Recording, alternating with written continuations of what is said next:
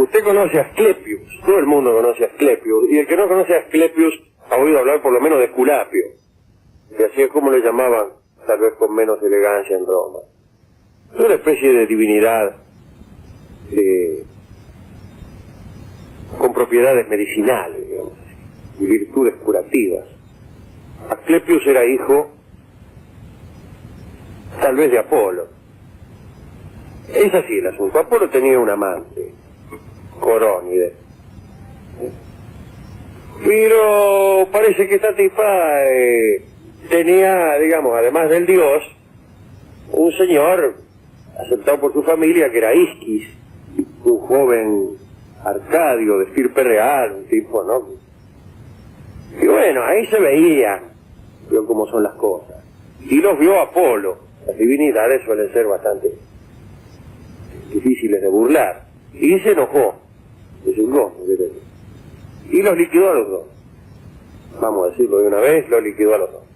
Pero salvó al hijo que llevaba en su seno Corónide, que era posiblemente de él. ¿Y cómo lo salvó? Y lo salvó, no más que esto, lo salvó. Y Asclepius, ese era el hijo, creció, pues, amamantado por una cabra y cuidado por un perro. Digamos que no era el colegio Las Haces.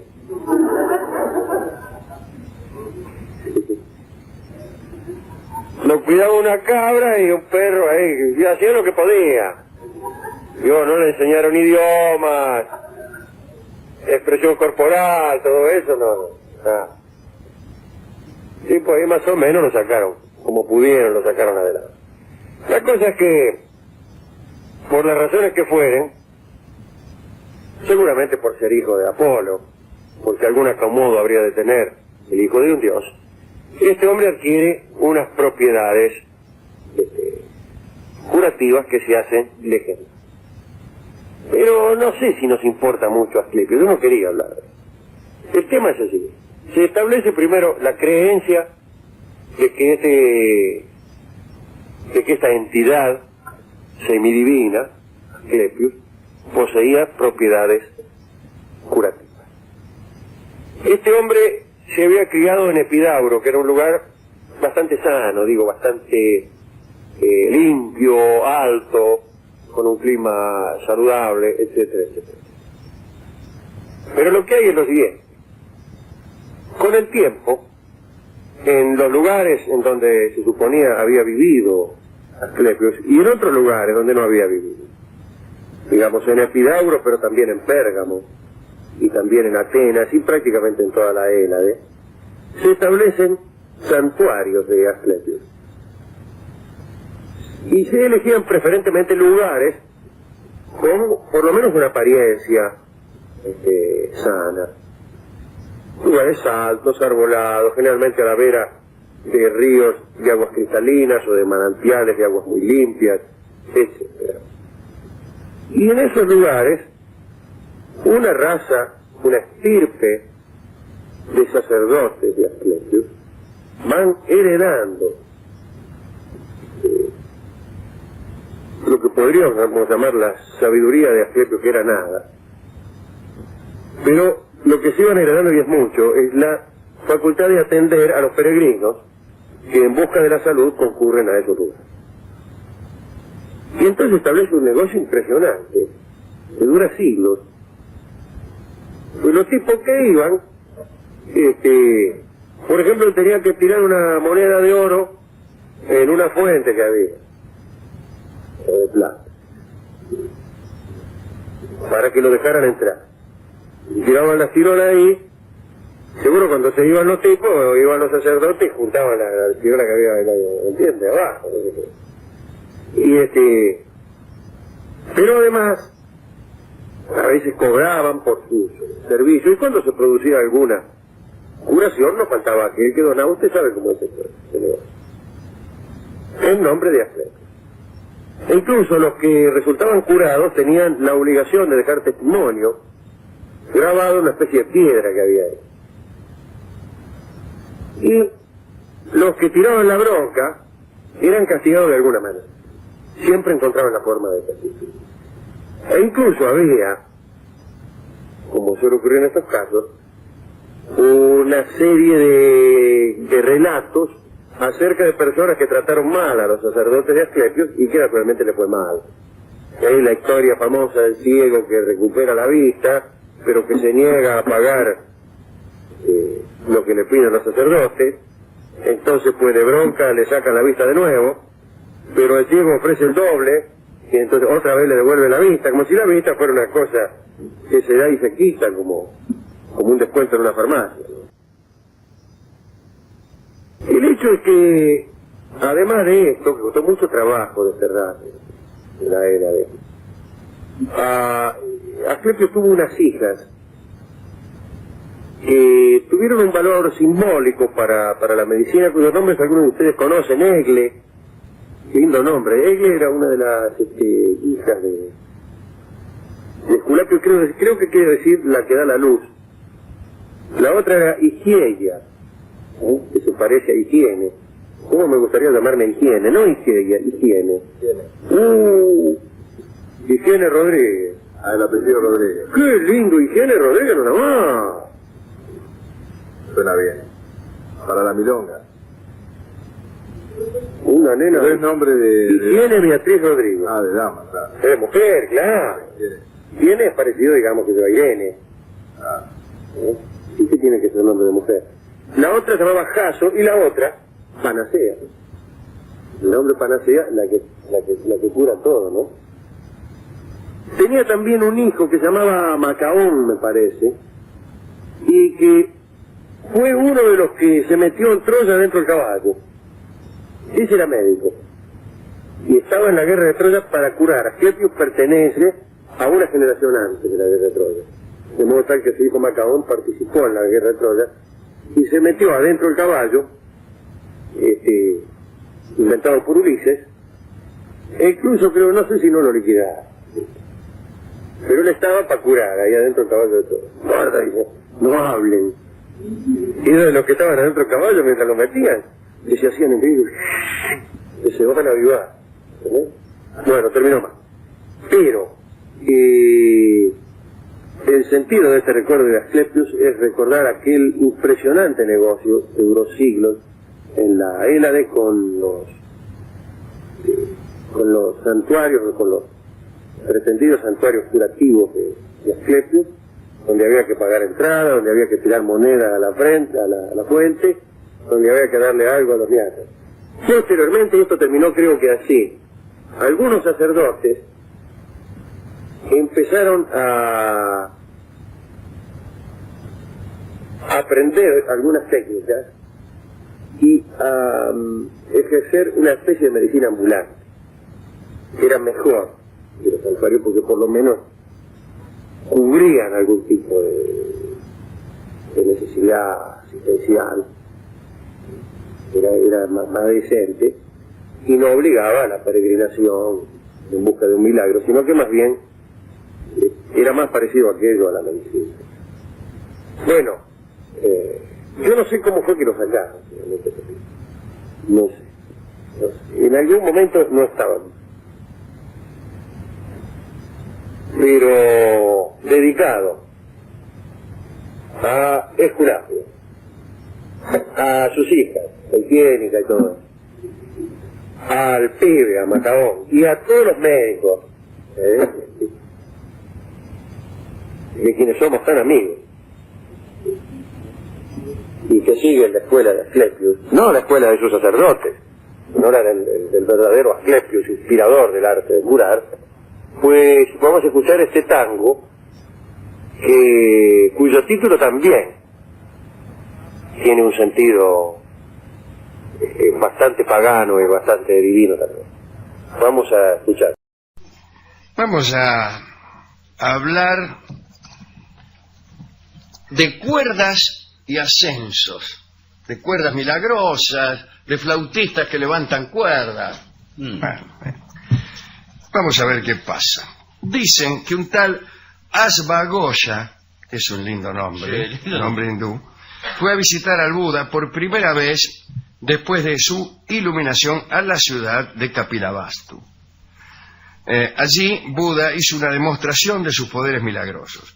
Para convencer a los suyos de la verdad de sus fuerzas espirituales, se elevó en los aires por medio de una cuerda que colgaba de la nada, y allí arriba dividió su cuerpo en pedazos que dejó caer al suelo para recomponerlos después ante los ojos pasmados de los espectadores.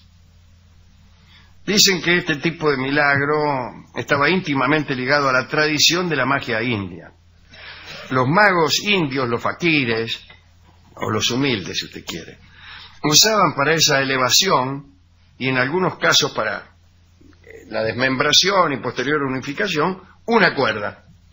Los faquires antiguos creaban la ilusión de una cuerda que se elevaba en el cielo hasta muy arriba, y por la cual el maestro obligaba a trepar a un joven discípulo hasta que el chico desaparecía de la vista de la gente. El faquir lanzaba entonces su cuchillo al aire y los miembros del muchacho caían uno tras otro al suelo, una mano, un dedo, un pie, un ojo. Una tradición cuenta que un titiritero, para hacer reír al hijo del rey Surusi, que parece que estaba del peor humor, ¿no?, lanzó hacia lo alto un ovillo de hilo. Después trepó a lo largo del hilo, que tenía el ancho de un pelo. Desapareció el titiritero en las alturas. A continuación, sus miembros cayeron a tierra. Ya me está aburriendo este número. Y un segundo titiritero que estaba abajo reunió esos pedacitos, los roció con agua, y el hombre resucitó. El hijo del rey Surusi se rió un poco. Vio cómo son los hijos de los reyes cuando están de mal humor. El milagro de la cuerda era muy popular en la India de los siglos VIII y IX. Aparecen cientos de prodigios en varios escritos.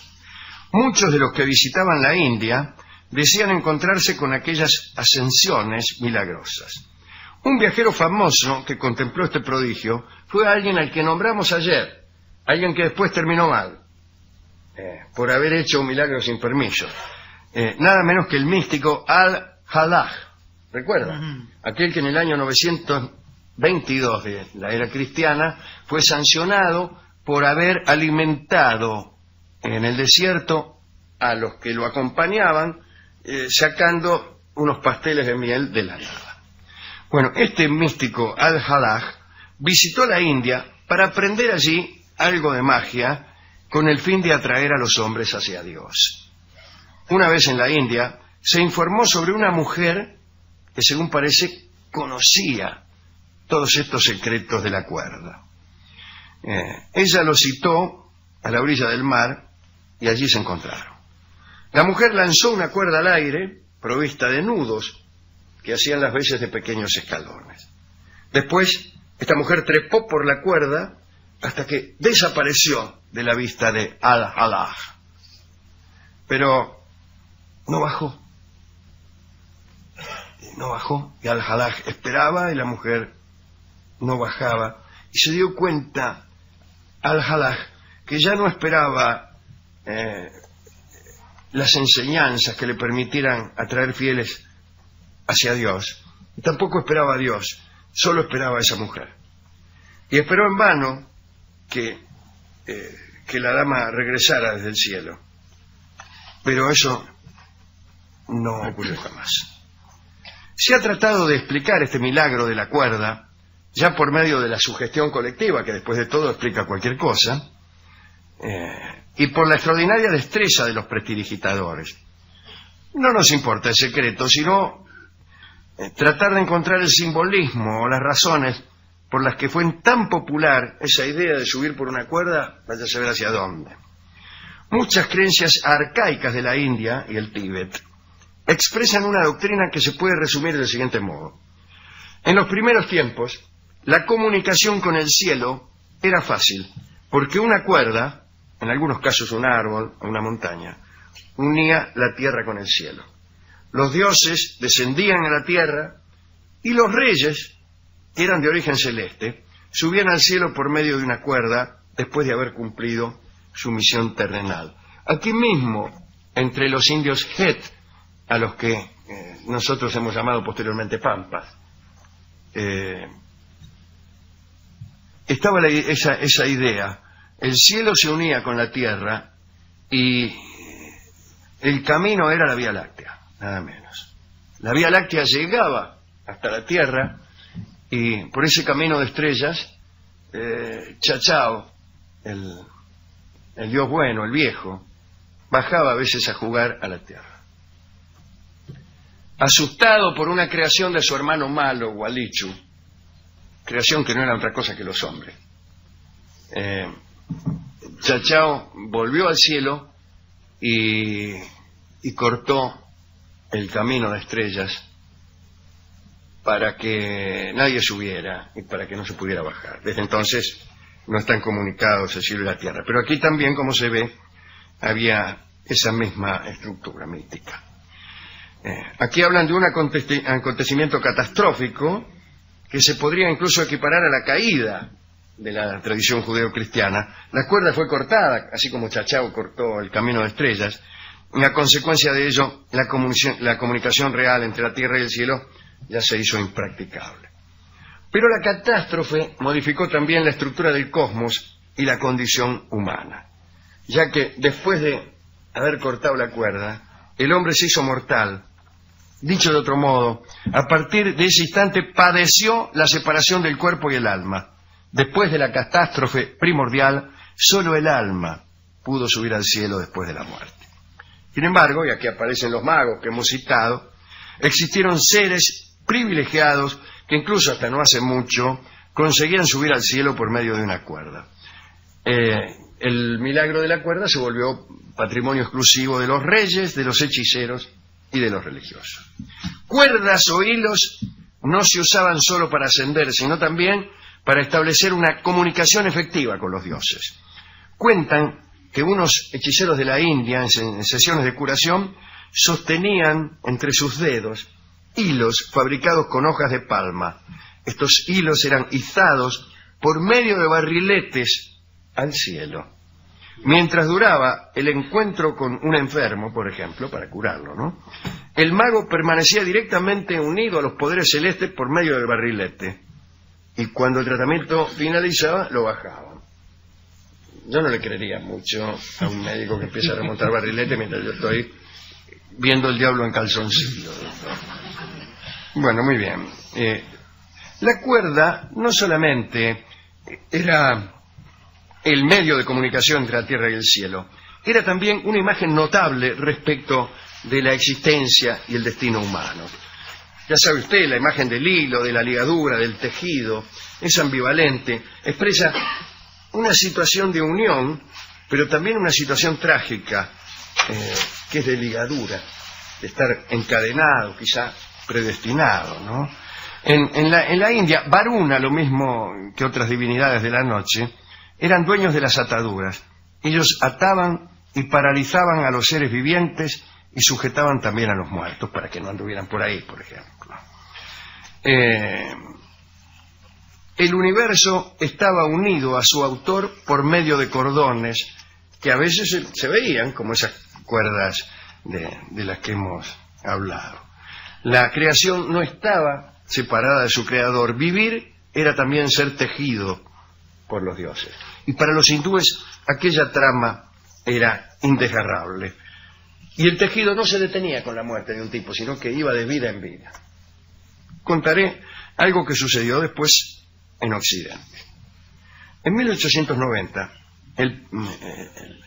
un periódico de Chicago había sufrido una caída en sus ventas. Y publicó entonces que iba a enviar al escritor Samuel Elmore y a un retratista y fotógrafo llamado Lessing a la India con la misión de refutar el infame engaño hindú de la cuerda.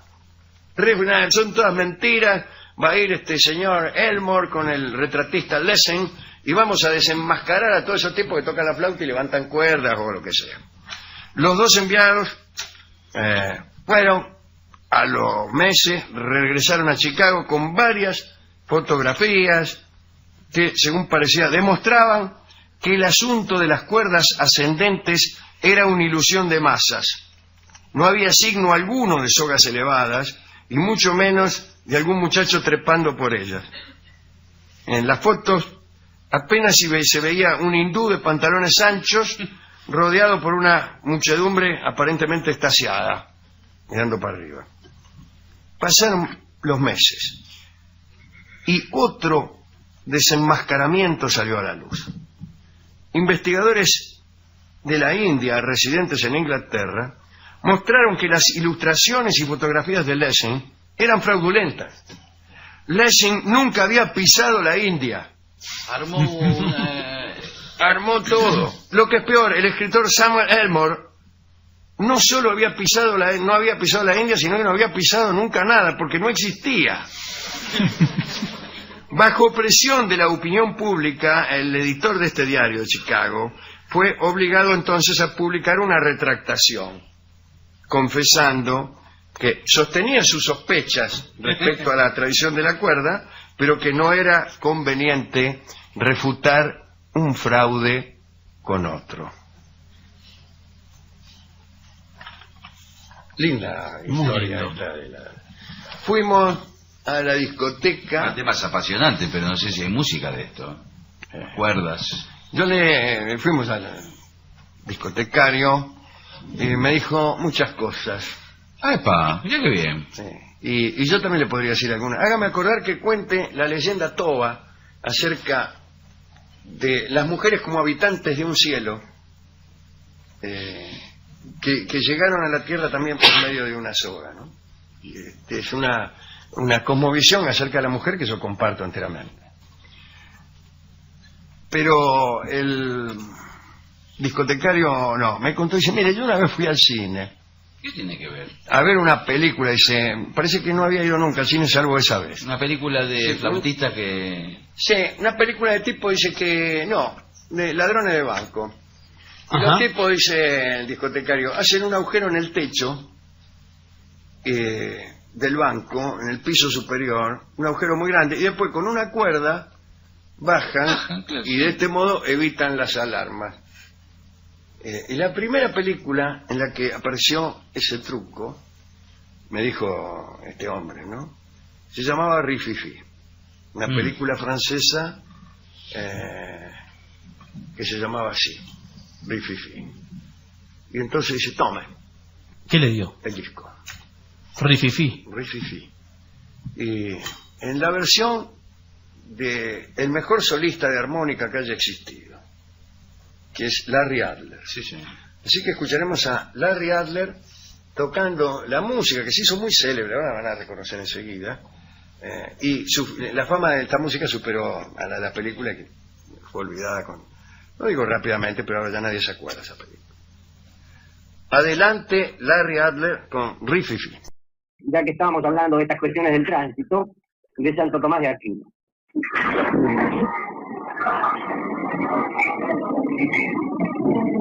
Es casi automático pensar en el tránsito e inmediatamente pensar en Santo Tomás de Aquino, especialmente cuando uno padece unas neuropatías de aquellas. Santo Tomás de Aquino nació en Rocaseca, que queda cerca de Nápoles. Estamos hablando del año 1227, mejor dicho, nació en 1227. Estamos hablando de Santo Tomás de Aquino. A ver si hablamos bien. Era hijo, el año 1227, del conde Landolfo y de la condesa Teodora, unos nobles del sur italiano, ricos, gordos, rozagantes y prósperos. Así que nació en una familia que no tenía problema alguno. Tomás de Aquino impresionaba mucho a los hombres de su tiempo, pero lo que saltaba a la vista, en primer lugar, no era su talento como filósofo, ni su brillantez como teólogo, sino lo descomunal de su silueta. Porque Tomás de Aquino era gordo.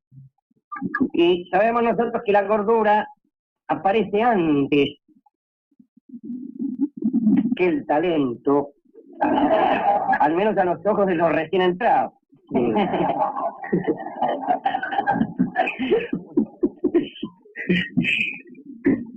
era tan gordo, era muy gordo, no era gordito, era un gordo de aquello. Sí. Un día hubo que recortar su mesa de trabajo para que encajara la panza sin dificultad. También hubo que reformar el comedor y la capilla del monasterio donde vivía, allá más adelante. No pasaba por las estrechas escaleras medievales, así que para cambiar de piso tenía que hacer toda una serie de volteretas. Además de gordo, Tomás era callado. Parece que en sus tiempos de estudiante se limitaba a escuchar a sus maestros con la mirada perdida y cara de entender poco. Sus compañeros lo llamaban el buey mudo, pero se equivocaban, porque verdaderamente cuando hablaba Tomás era ocurrente y sutil. A los 19 años decidió hacerse monje, contra la resistencia y el escándalo de la familia.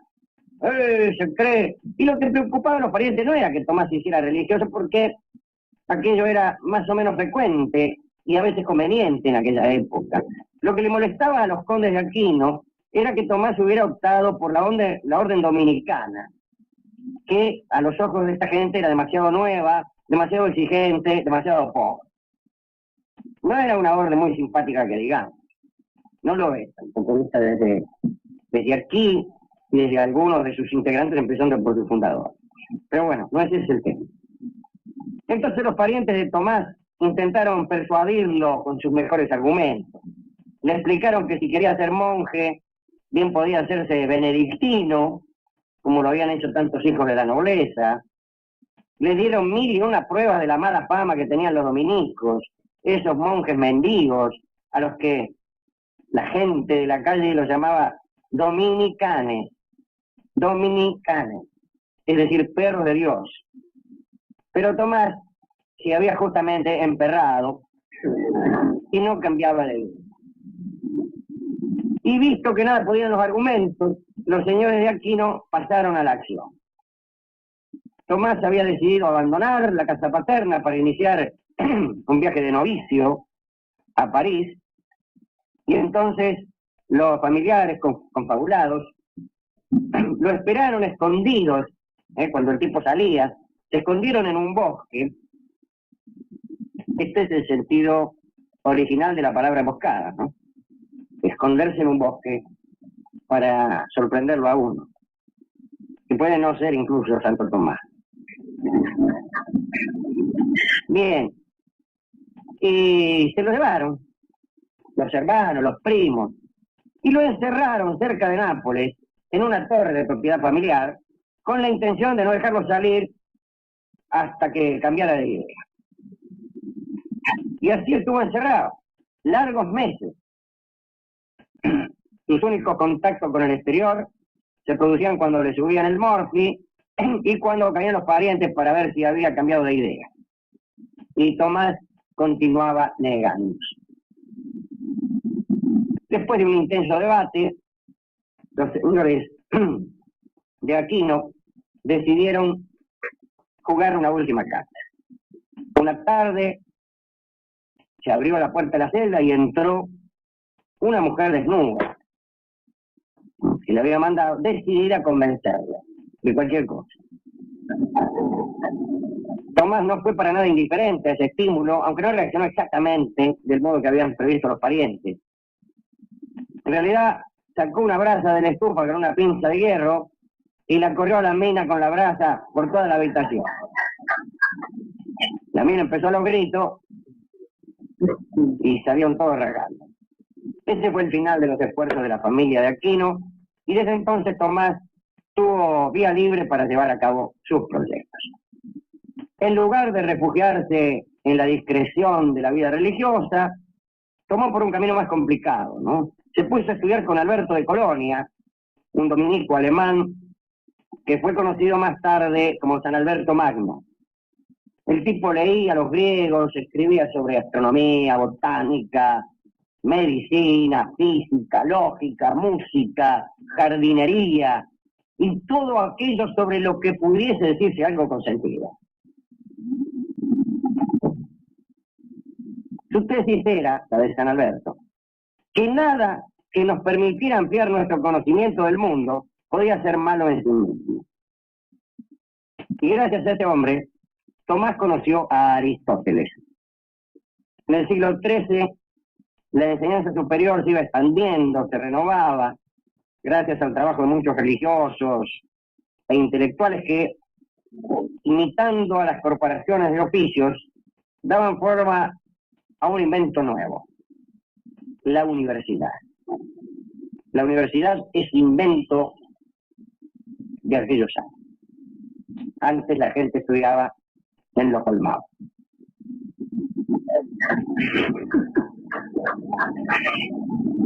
Las ideas que importaban eran Dios, el alma, la vida eterna, y el mundo solo era relevante como reflejo de esas verdades absolutas. Y Tomás decidió apartarse de estas ideas, sin contradecirlas del todo. Su problema no era poner a la tierra en conflicto con el cielo, sino armonizar las verdades de la teología con otras verdades cada vez más numerosas que eran descubiertas en el mundo. Intentó construir una especie de aparato intelectual capaz de reconciliar la fe católica con un mundo que iba cambiando, que se iba asomando a alguna ciencia. Y este intento, desde luego, lo puso al borde de la herejía. Tomás de Aquino pensaba, por ejemplo, que el mundo de los sentidos era el objeto del conocimiento humano, y que en la tarea de conocer ese mundo, el hombre no debía esperar ninguna iluminación divina, lo repito.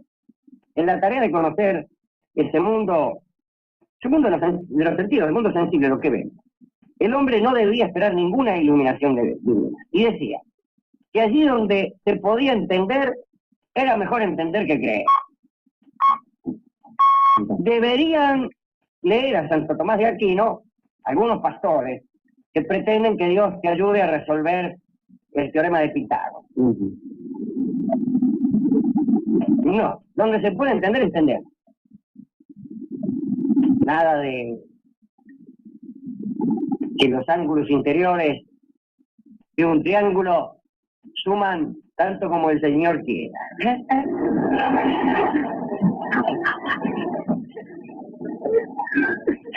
Cuando hablamos de ángulos interiores, razonamos. Ahora, cuando hablamos de inmortalidad del alma, mejor que no razonamos.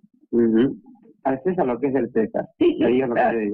Otro principio explicaba que la fe no era enemiga de la razón, sino que podía ser fortalecida por ella. Y era un poco demasiado optimista, de todos modos, don Tomás.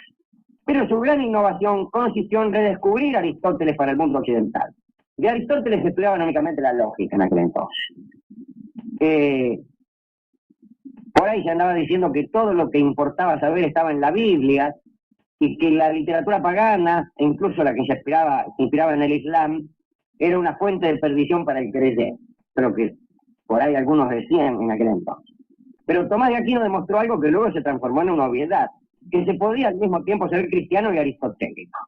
Pero esto le dio mucho laburo, mucho laburo.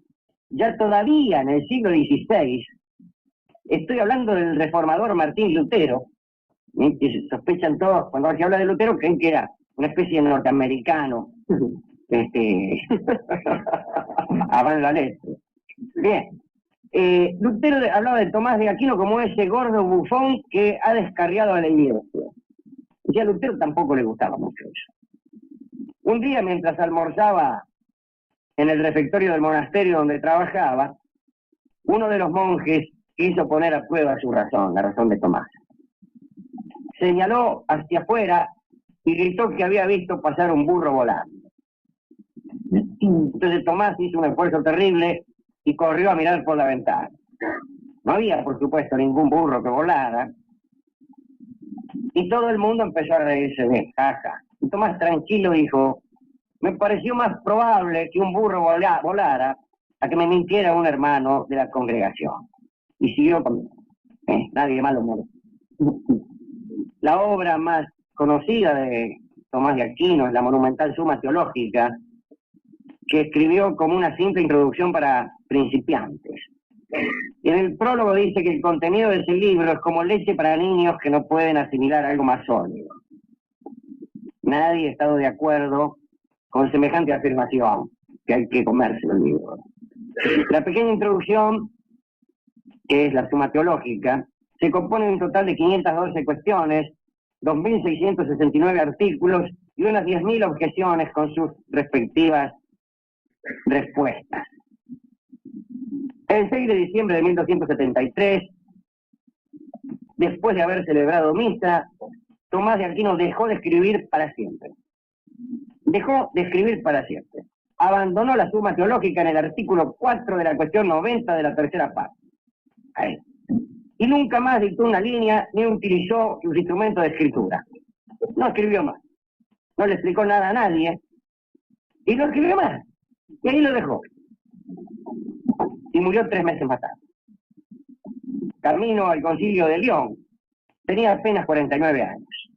Dicen que los monjes de Posanova tuvieron que fabricar un cajón especialmente diseñado para que pudieran meterlo dentro. Pero con esto solo consiguieron crearse un nuevo problema, porque Tomás se había muerto en una habitación del primer piso y no hubo fuerza humana ni intervención divina capaz de hacer bajar el féretro por la escalerita de piedra. Y al final el pobre Tomás terminó abandonando este mundo por la ventana. Un célebre tomista, amigo de este programa, es nada menos que nuestro Gilbert Keith Chesterton, que ha escrito tantas cosas que nos han hecho felices. El hombre que fue jueves, el Club de los Negocios Raros. Escribió también Chesterton una biografía de Santo Tomás. Casi todos conocen a Chesterton por quizá lo peor que tiene su obra, ¿no? Que son los cuentos del padre Brown. Sin embargo, en uno de esos cuentos, el padre Brown persigue a un criminal. ¿Cómo se llamaba el enemigo de Brown, del padre Brown? Flambeau. Pero este no era Flambeau. Era uno que se había disfrazado de cura. La Cruz Azul. Debe ser la Cruz Azul. Y en la culminación del relato hay una conversación con el falso cura. Y el falso cura le pregunta, no era Flambeau, ¿no? Y cómo, o era Flambeau. No me acuerdo. Dice, ¿usted cómo descubrió que yo no era cura? Y el padre Brown le dice, es que usted atacó la razón y eso es de mala teología. No está mala.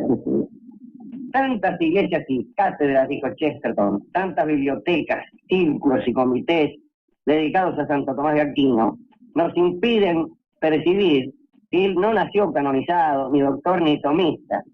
Nació noble y murió simple fraile. Después de su muerte, viene un tiempito en que mencionar la suma teológica podía pagarse con la excomunión. La propia canonización de Santo Tomás fue un asunto bastante complicado. Y el Papa Juan XXII, que lo hizo santo en el año 1323, era uno de esos papas de Aviñón, que eran rechazados por buena parte de la cristiandad. Así que, de todos modos, muchas de sus tesis seguían estando prohibidas, aún canonizado y todo el tipo. En universidades, por ejemplo, como la de Oxford y la de París. En 1366, el papado impuso a todos los estudiantes el estudio integral de la obra aristotélica. En 1567, Pío V declaró a Tomás doctor de la Iglesia Universal y en 1873 León XIII lo proclamó patrón universal de las universidades y escuelas católicas. Así que mire que el patrón de las universidades no es otro que el gordo Tomás de Aquino, tipo que, para decirlo con las palabras de un amigo mío, no tenía la piojosa de Adorno.